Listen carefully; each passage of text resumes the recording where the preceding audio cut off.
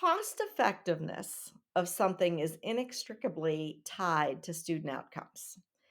In order for you to really understand cost effectiveness, you have to understand the impact that any kind of intervention you're doing is making.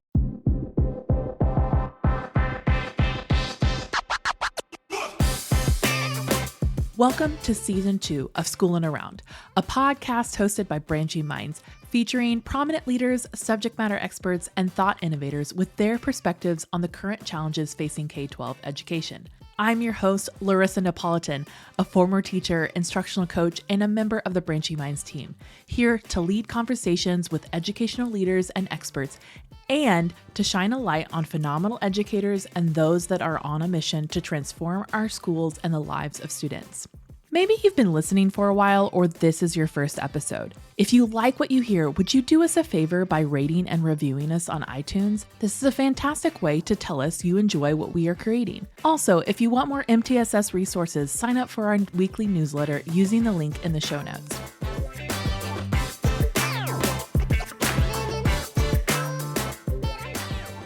Here on Schooling Around, we love to share with you experts that are doing important work to support schools. And today I am so excited to share with you an expert in the area of high impact tutoring, Dr. Janet Wilson, who is Senior Vice President at Littera Education.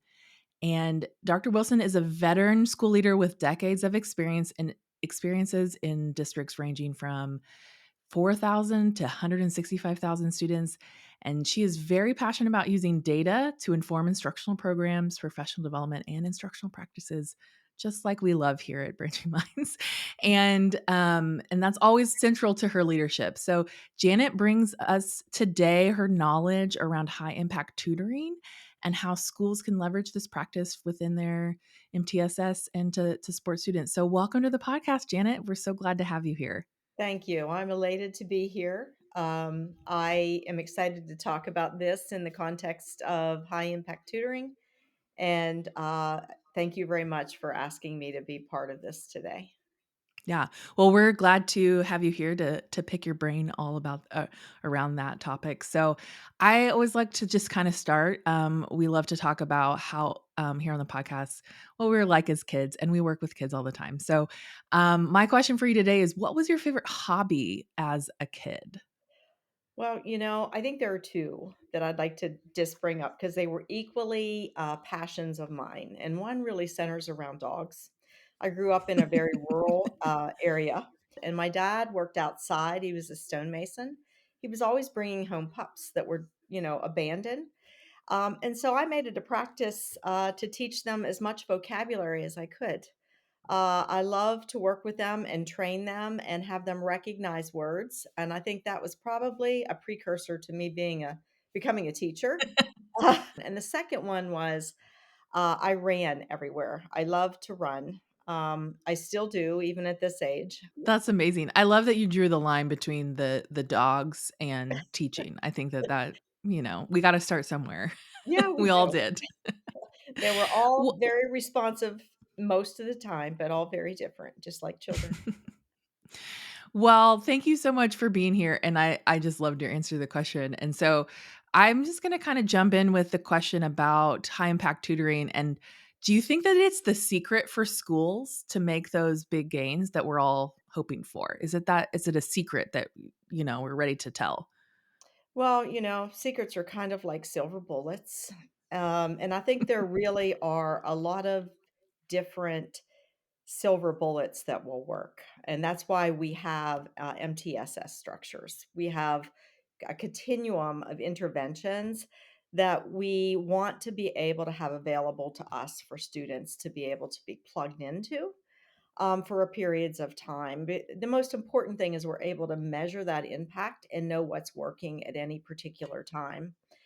There's a preponderance of research and evidence that says that high impact tutoring is if not the most effective form of intervention.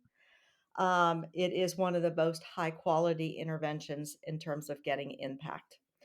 Um, the evidence has been around a long time, but what we've always known about tutoring programs is that they're hard to do.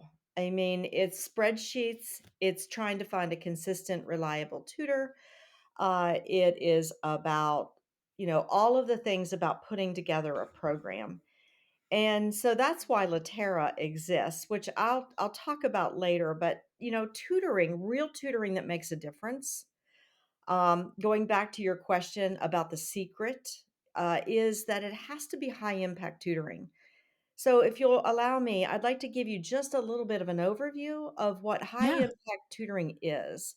Yeah. It really needs to be differentiated from other types of tutoring. Everybody's talking about tutoring today, but this particular type of tutoring is really what gets the gains that people want to see, and not just post pandemic, but even pre pandemic. We recognize that we had gaps, and so this has long been known to be a strategy, that will definitely provide the impacts that we would like to see. But you have to have a certain amount of principles in place. And I'm drawing from the work here of the Annenberg Institute at Brown University, and also on information that is shared routinely from Stanford, the National Student Support Accelerator. And so those principles are, first and foremost, we want to make sure that we're offering high quality instructional materials that are aligned to the classroom and what's going on in the classroom. We want to also make sure that it's embedded into the school day. We know that, certainly there is a place for before and after school programs, but in general, we know that our ability to reach the students who need the support most, we must have those structures built into the school day, those intervention programs.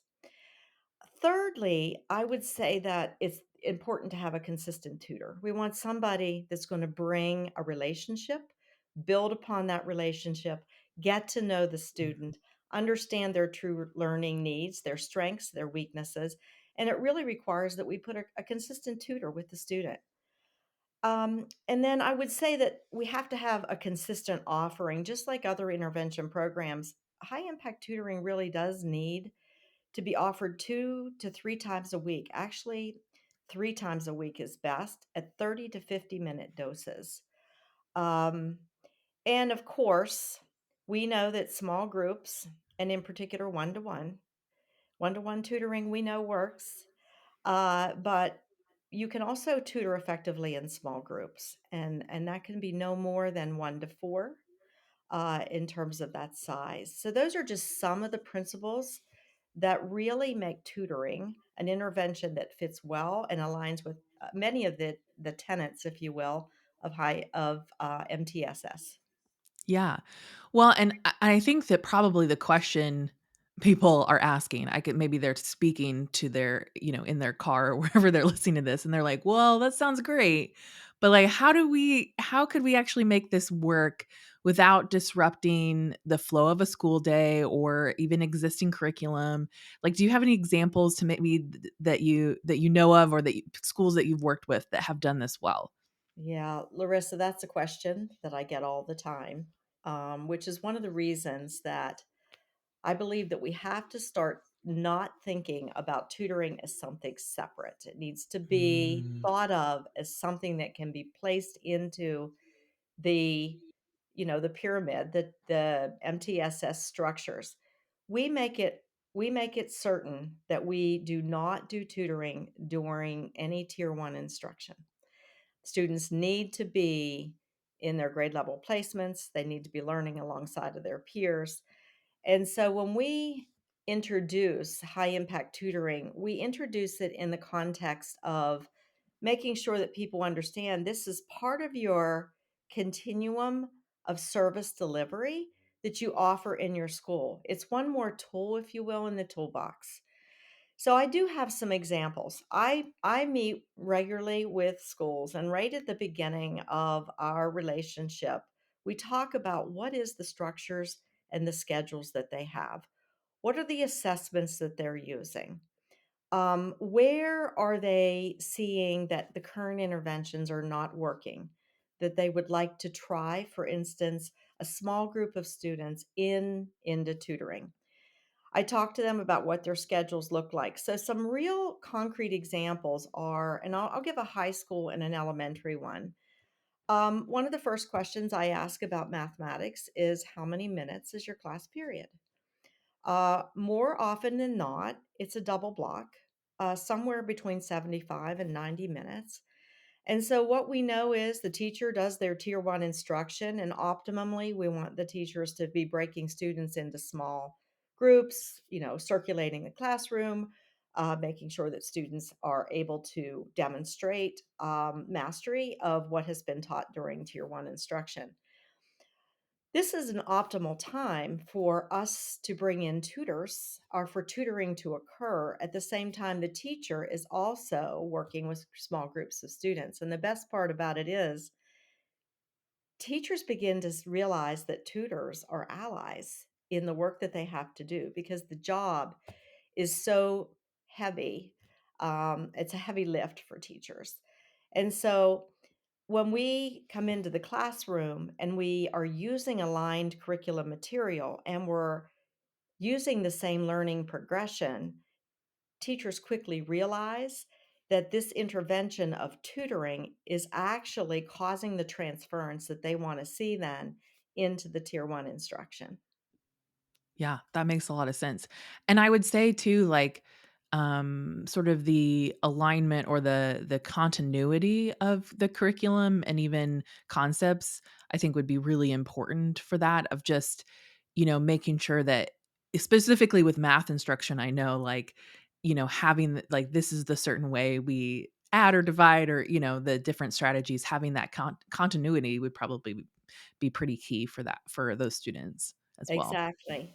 And we offer our tutoring virtually. We certainly support districts that want to do in person as well. But the teachers, with the headsets and the microphones, the students can actually stay in the classroom. Teachers can actually see what's happening in those lessons to ensure that that coherence exists. And also, the reporting, what we collect actually is in alignment with what you need to support MTSS documentation, which I will also get to I know a little later. I wanted to give a second example, which would be elementary. And this oftentimes, we're seeing a lot of requests for early foundational reading and math at the secondary level. That seems to be the trends right now. And so at the elementary level, it's the same question. What's the block of your ELA length? And then we come in at a time that's most optimal where other interventions are being provided to students, or we come in during the small group time. I do notice, and I think this is a great thing, that over time, schools have determined a true need to put a resource block in for any student who might need extra support. Mhm. So if we can't get at them with tutoring in the 90-minute or 120-minute ELA block, there's another additional resource block time that we can plug into. But it's a matter of peeling back the layers on that schedule and figuring out where we can get access to students without disrupting other subject areas or tier one instruction in ELA or mathematics. Yeah. Well, that seems like a lot of finagling, but also, very needed, because like you said, the burden is heavy for teachers because they need to be able to duplicate themselves, and I think tutoring is a fantastic way to do that. It's like it is like a superpower, I guess, being able to duplicate yourself and do that kind of intervention. Right. Um, and so, okay, that kind of leads to this next question I was thinking about is just that how do budget constraints, right? Like, this all sounds great, but like, how do we make sure that we can pay for this? And compared to maybe other types of interventions, how do you see that schools are affording to do this work, or even just examples of ways that they've been able to figure that out?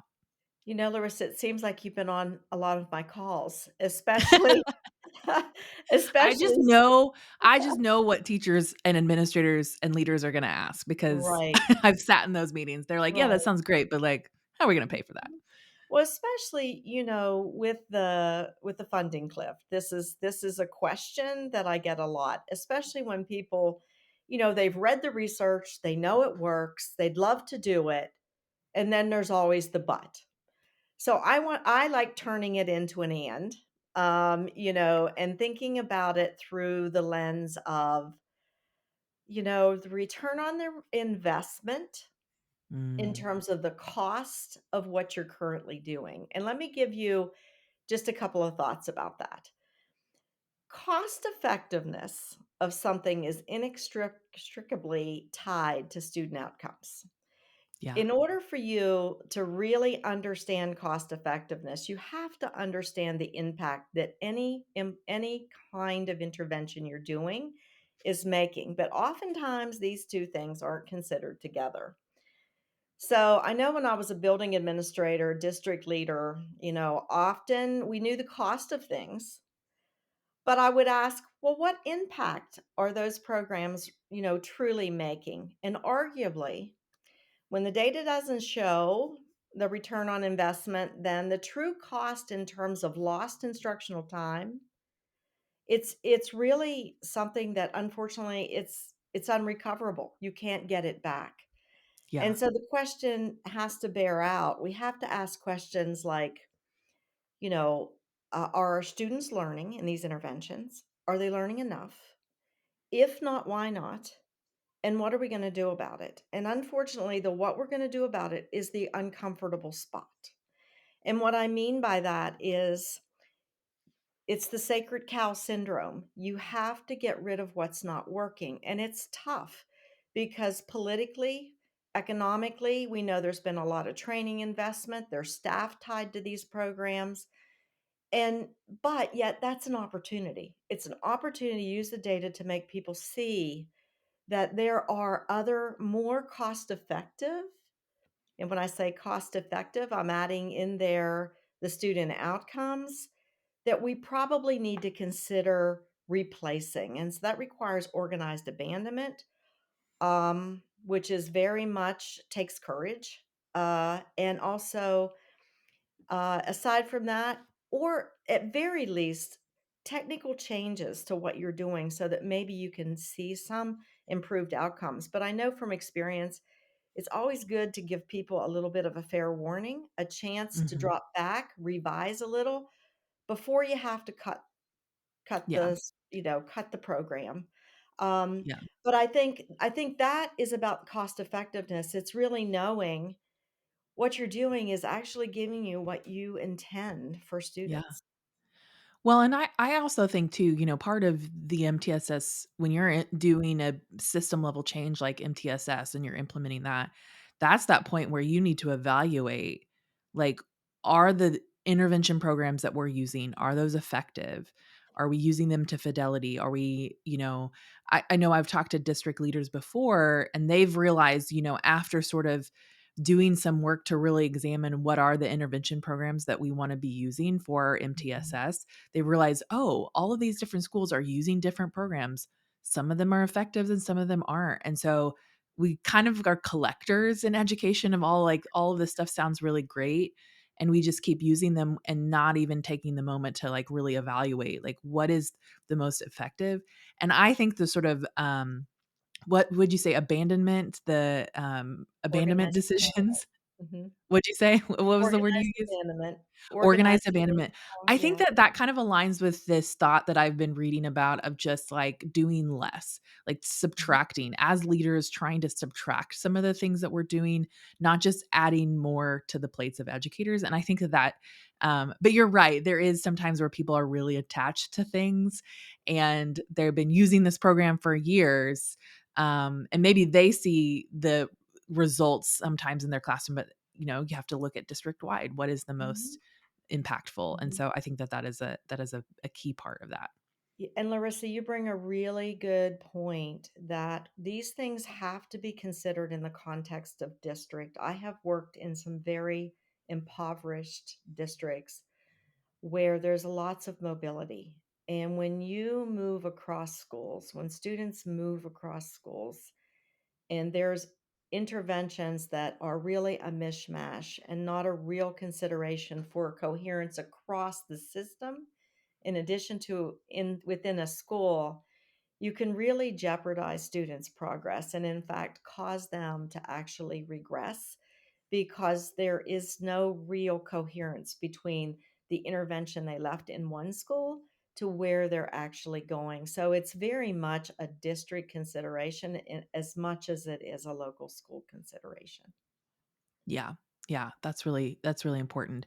And I think too, I know that there are districts that have figured out how to organize a tutoring program within their district or and their schools by utilizing their local resources, by asking for parent volunteers and training people how to use those, how to do the tutoring.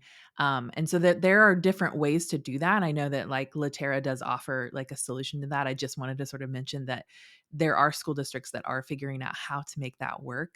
And so I just think it's a great opportunity for districts to be very creative in how they um, find the funding and figure out a way to that happen. If because we know it can be so effective.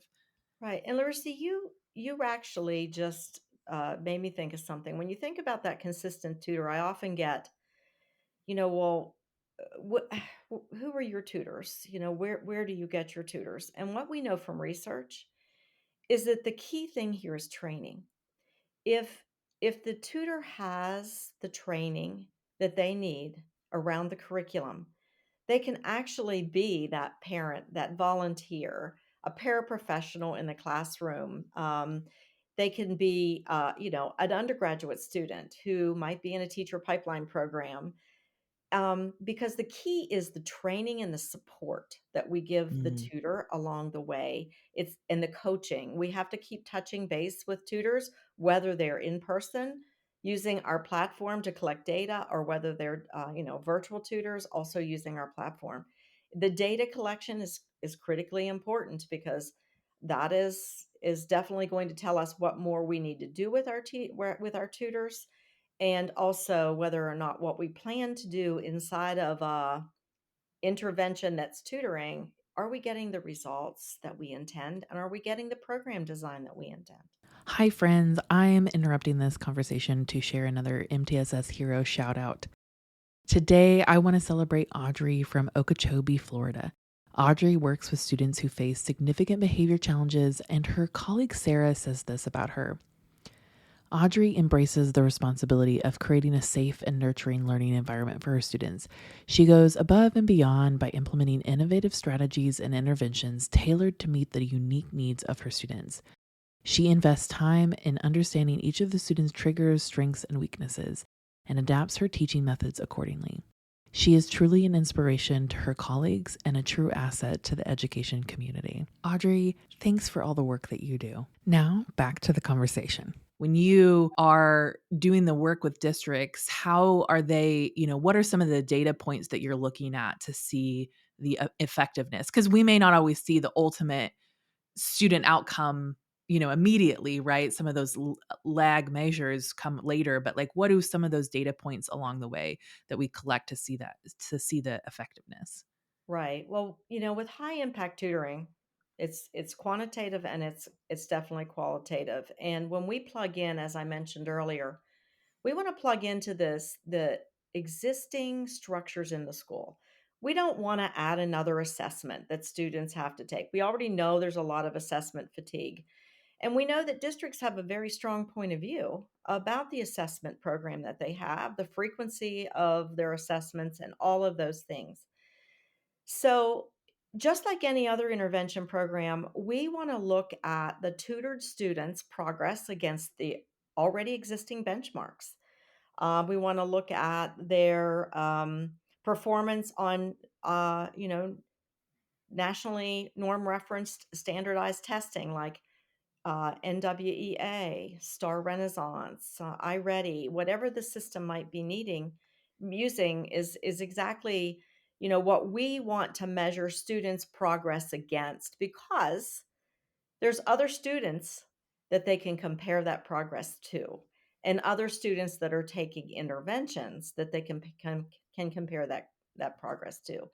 It's like there is a standard that we want to see students reach, and it's how are we doing as a company or an entity that's creating a tutoring program, and how are we stacking up against other interventions that are being utilized. And again, this gets to the question and the answer really of what isn't working when we look across these different opportunities we're providing students in intervention, and what's getting that return on that investment. And so it's the same as with any other intervention. It's the data on the quantitative front, but with high impact tutoring, there's a real qualitative story as well. And that is the fact that the tutor's working consistently with the student, they're building a relationship.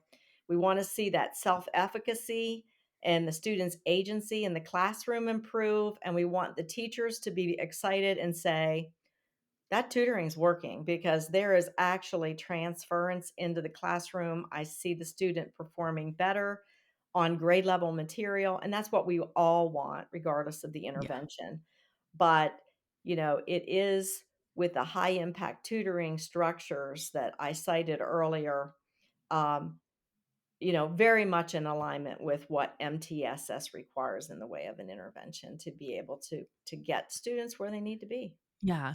Well, and we know that like that one-on-one time or even like three-on-one time with, a trained tutor or I mean just teacher in general, like that is really important for those students that may be behind in certain areas or like need to or they're missing some of those skills. And so I just know that like that cuz like, we may not always see, like, the immediate results sometimes, like, but it is a building towards, like, you wanna see the little bit of growth, and I think the qualitative can sometimes be those lead measures of, before you get to that middle of the year normed assessment, you may start to see of like, oh, they're growing in confidence. That is huge for kids going into a normed assessment. If they feel more confident about material and just I think especially in math, like, if they feel like, "I can do math," they're more likely to encounter when they encounter something they don't know, they can, have the grit to keep going. That's I just know I mean, I've worked with students, right? When they struggle on those assessments, it's hard for them to keep going and not give up, and so when they build that confidence, so that's really key. Yeah. Absolutely. I was just very quickly, I was visiting a district a couple weeks ago, and I make it a practice to talk to students. They're our biggest critics, and they're also our biggest champions of what we do. And the student was involved in high impact tutoring, and I asked, how it was going. And of the 5 kids that I asked in that classroom, he had the most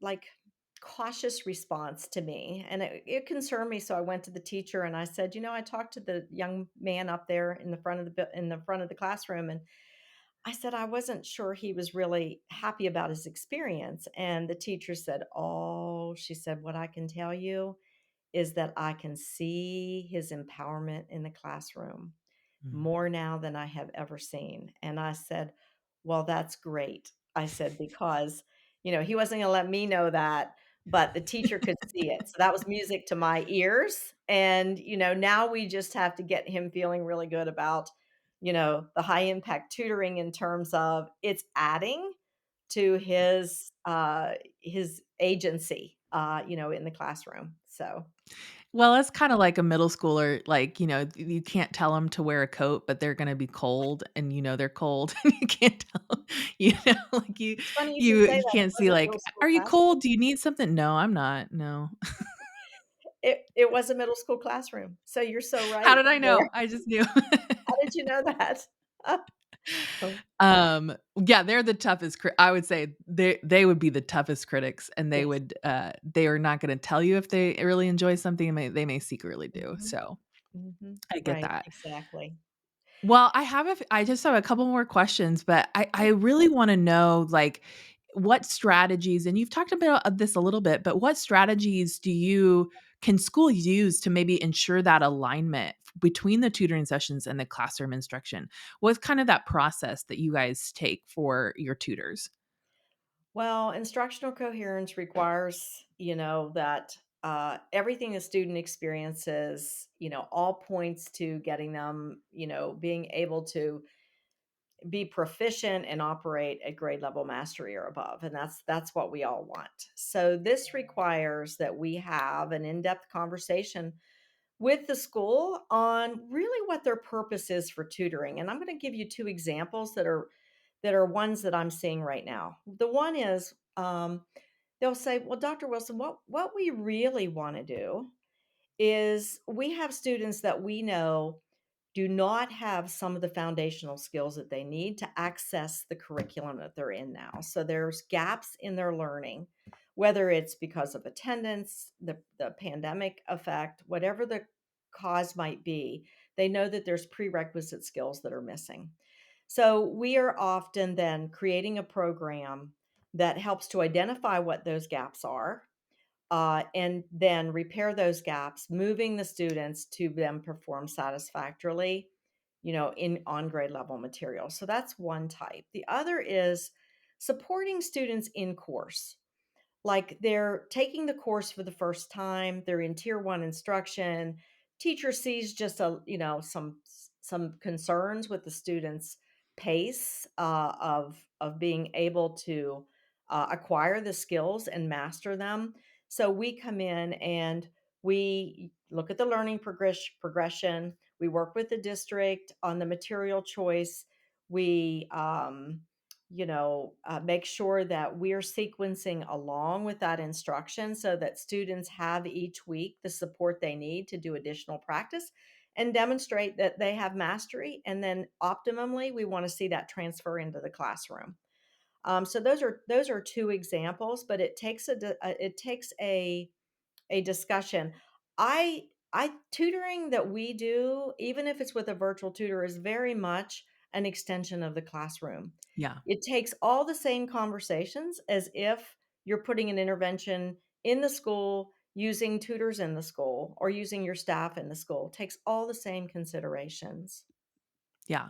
Well, I think that that's a really good point because sometimes, if I was in a district or hearing sort of you talk about high impact tutoring, I think there's sometimes of like, oh, well, is it going to be a lie? Are they going to use materials that we don't have? Just all of those things of questioning of like how that actually can really work. So I think that that's a really important detail and or just factor for districts thinking about this. Mhm. And then I guess my last question is talking about sustainability, right? We talk a lot that about MTSS, like how can we really make these practices sustainable over time? And so I would love to know what sort of building on what we've talked about. How do districts or schools really are sustain this work and even scale up the program? Maybe they start with one building and they build it up. Like, what are some best practices or even success stories that you've seen in this way?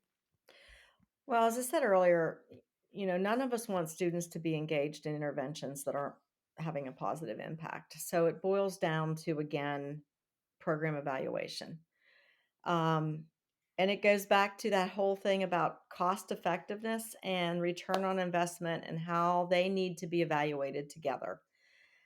In terms of sustainability and scaling up, what I'm finding now, especially with the Clift, is and especially with districts who have actually seen and been working with us and seen the evidence, they are really looking at their title monies to serve, Title 1 and Title 3, that serves ELL students as well as, students in Title 1 schools, and repurposing that money and actually evaluating the programs that they have in place to find more funds to add more tutoring to their programs. Mm, I've seen states, I'll mention a few of them: New Jersey, Michigan, Tennessee, are just a few that have earmarked dollars over and above what were the ESSER dollars and are continuing to fund. Um, and I think we really have to. advocate that funding for tutoring continue. Just this morning in 74, the 74, there was a big article that what has to continue for kids is tutoring and summer programs and this push and insistence on attendance.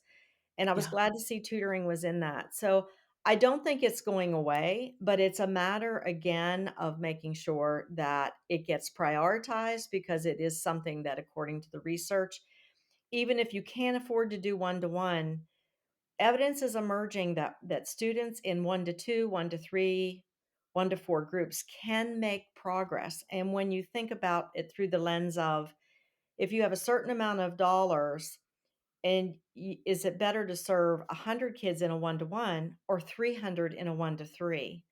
And I think that answer is pretty evident. You know, Yeah. you want to help as many students as you can with the resources. We have many districts that approach the tutoring through the lens of levels. So, for instance, they'll start tutoring in fourth and fifth grade and carry students into sixth grade, making sure they have the continual supports as they make those transitions between Mhm. elementary to middle. And likewise, the same is true between grade 8 and grade 9. We know that transition's tough for students.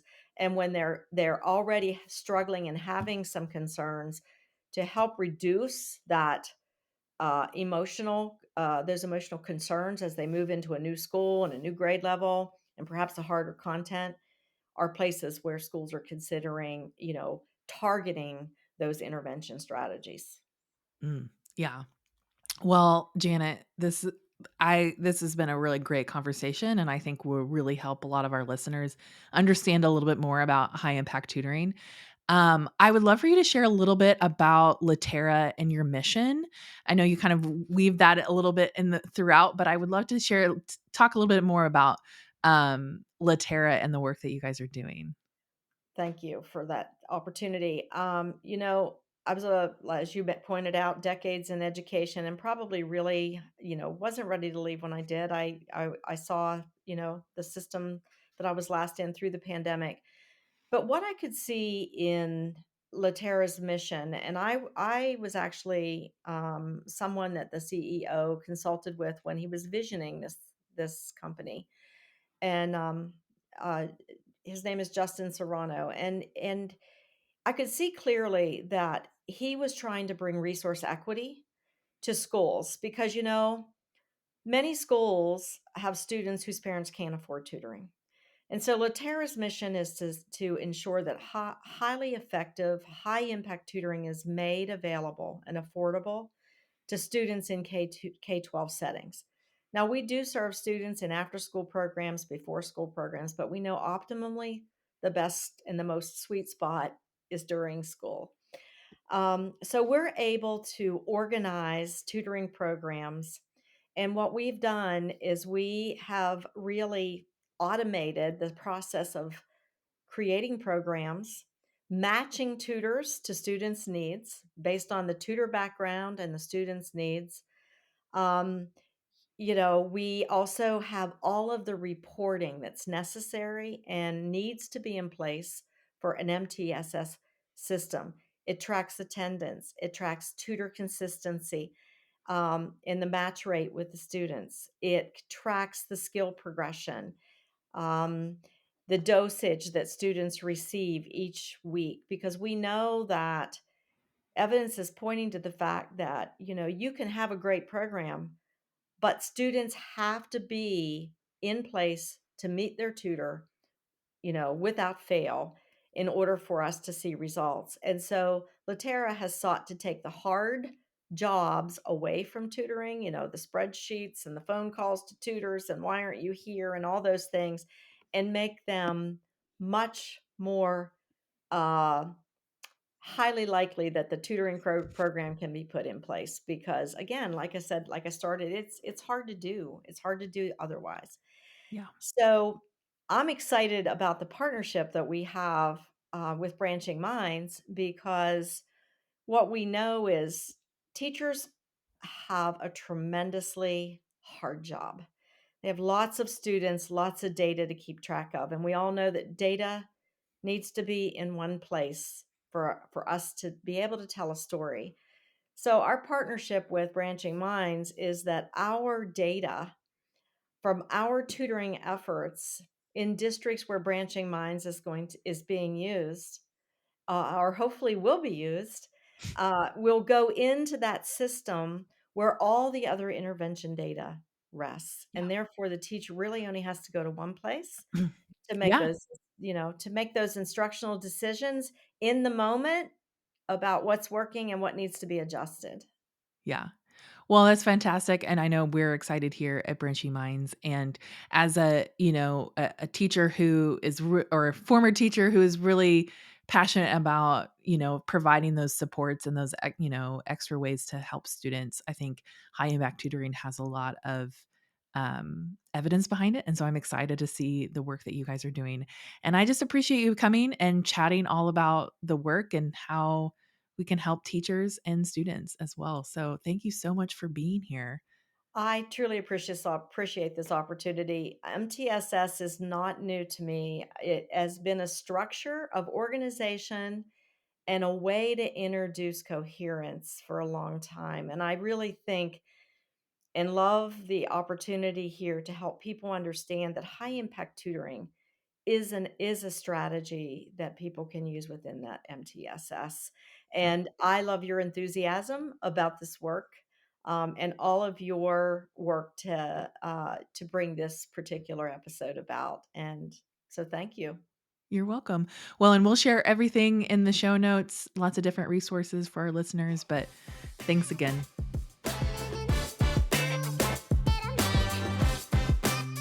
Thanks for listening to Schoolin' Around, a podcast hosted by Branching Minds. Go ahead and subscribe to our feed wherever you listen to podcasts. And don't forget, if you are enjoying our content, would you do us a favor and rate and review our podcast on iTunes?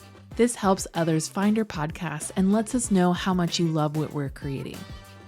Branching Minds is an educational technology company using learning sciences and technology to help districts effectively personalize learning through MTSS. To learn more about us, check out our website, branchingminds.com, or follow us on Twitter, Facebook, or LinkedIn at Branching Minds.